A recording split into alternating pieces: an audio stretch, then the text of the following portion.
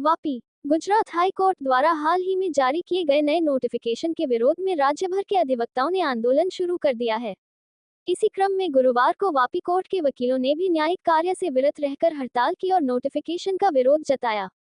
High court के नए निर्देश के अनुसार अदालत में दाखिल की जाने वाली प्रत्येक एप्लीकेशन को निर्धारित आकार के कागज पर तय फॉन्ट में टाइप करने के बाद ही स्वीकार किया जाएगा। इस आदेश को लेकर अधिवक्ताओं में नाराजगी देखी जा रही है। वकीलों का कहना है कि यह नियम व्यवहारिक नहीं है और इससे न्यायिक प्रक्रिया तथा आम लोगों को न्याय मिलने में अनावश्यक कठिनाइयों का सामना करना पड़ेगा।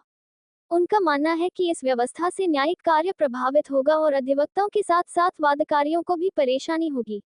अधिवक्ताओं ने गुजरात हाई कोर्ट से मांग की है कि इस नोटिफिकेशन को तत्काल वापस लिया जाए। साथ ही चेतावनी दी है कि जब तक यह आदेश निरस्त नहीं किया जाता तब तक उनका विरोध और हड़ताल जारी रहेगी।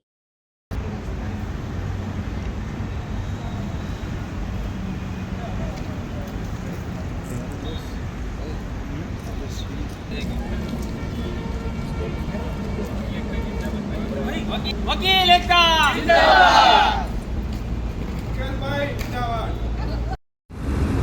हालनी अमरा वापी बार एसोसिएशननी आ जे स्ट्राइक है एमां हाईकोर्ट द्वारा जो सर्क्युलर बहार पाडवामां आवेलो छे कि पर्टिक्युलर A4 साइजना पेपर अने हिंदी गुजराती में पर्टिक्युलर 2 फॉन्ट आपवामां आव्या छे।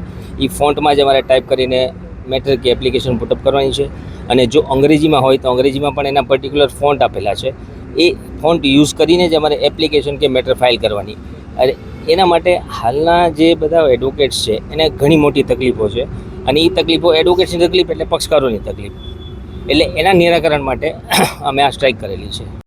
આજરોજ વાપી બાર એસોસિએશન તરફથી નામદાર ગુજરાત હાઈકોર્ટ દ્વારા જે નોટિફિકેશન બહાર પાડવામાં છે જેના સંદર્ભમાં તારીખ 5/8/2026ના રોજ પણ એક દિવસ પૂરતી હડતાળ પાડવામાં હતી, પણ ત્યારબાદ પણ કોઈ યોગ્ય નિરાકરણ ન આવતા આજરોજ ફરીથી 6/8/2026 ફરીથી સમગ્ર ગુજરાત રાજ્યમાં તમામ બાર એસોસિએશન દ્વારા હડતાળ પાડવામાં છે, જેના ટેકામાં કે વકીલોના હિતમાં આજરોજ વાપી બાર એસોસિએશન તરફથી પણ અચોક્કસ મુદત પડતી હડતાળ પાડવામાં આવેલ છે, જેથી આવનાર દિવસમાં જે પણ આજે ગુજરાત હાઈકોર્ટ દ્વારા જે નોટિફિકેશન બહાર પાડવામાં છે જેમાં કંઈક સુધારો થઈને આવે અને વકીલોને પણ એને કંઈ ફાયદો થાય કે રાહત થાય એના સંદર્ભમાં કરવામાં આવેલ છે, જેથી વકીલોને તેમજ અસીલોને કોઈ પણ આવનાર સમય કોઈ પડતી નુકસાની ન થાય કે એમને કંઈ સગવડતા સરખી રીતે થઈ જાય એના માટે આ હડતાળ પાડવાનો મારો ઈરાદો છે। નોટિફિકેશનમાં એવું શું છે કે હડતાળ પર ઉતરવું પડ્યું? નોટિફિકેશનમાં જે એમના દ્વારા જે ફોન નક્કી કરવામાં ચોક્કસ આવેલા છે